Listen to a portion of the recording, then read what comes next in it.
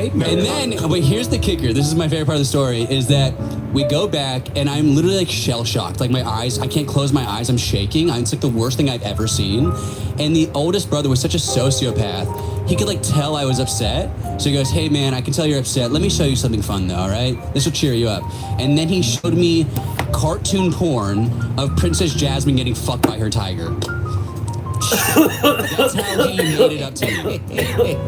I was 7 years old. I just watched 200 rats get massacred, and then he showed me hentai. That's like what MK Ultra does to children. Yeah, that's That could have like completely wiped your personality. How am I somewhat okay and normal? those guys work for the CIA. Yeah.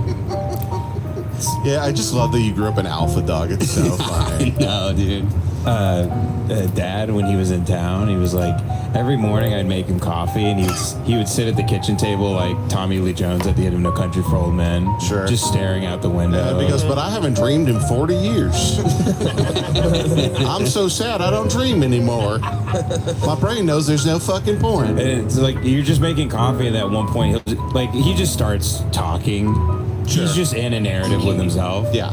He was just like looking out the window, and he goes, yeah, there's this boy named Corey. I don't know if you remember him up in Clarendon, but one time these old boys came down there, and they were talking a bit of mess to Corey, and he wasn't taking it from him. They want to leave him alone, so he bowed up on him.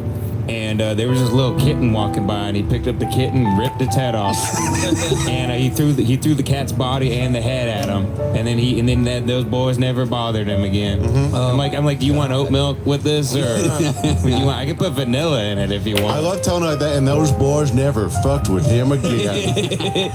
Let that be a lesson to you, son. If life gets hard, fuck up a kid. Fuck up a kid. Rip a cat's head off. I go, man, Corey was like insane, right? And Dad nods. He goes, yep. He was pretty crazy. Yeah. Saw him kill a gay guy once.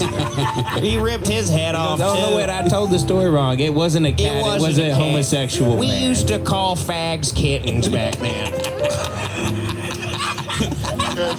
Because, well, what we do, they got that name because what we do if we found one, we'd all jack off in a saucepan and make him drink it like meth. And we go, eat shit, fag, and then we cave their head in. But of course, this was different times. This was 2019.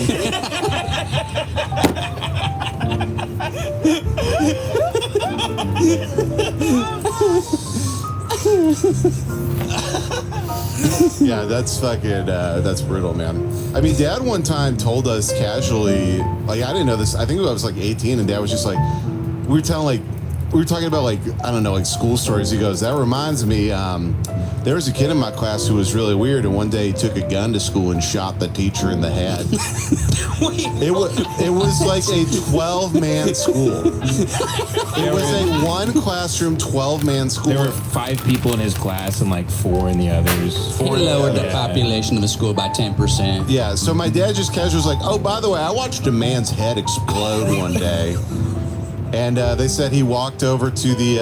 I tried to historically look it up, and I couldn't find any record of it. But like everybody I've talked to, it's real. Yeah. From out there, but it's like I think it's like the first recorded school shooting because this was like 1977. Yeah, what are they going to put in the newspaper? America happened, you know? Yeah. Like small town America happened. He was We have a pioneer in town. A man with a vision lives here. We should celebrate this day. But he said he walked across the street to the soda fountain shop and just had himself a Dr. Pepper. He went. So the guy he was in the hallway with a gun. I think this was his junior year. He's in my dad's class.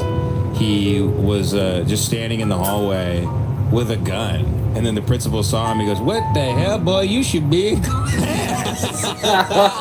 Didn't even register. Like people just had guns. They just had guns. He goes, son, gun day is Thursday.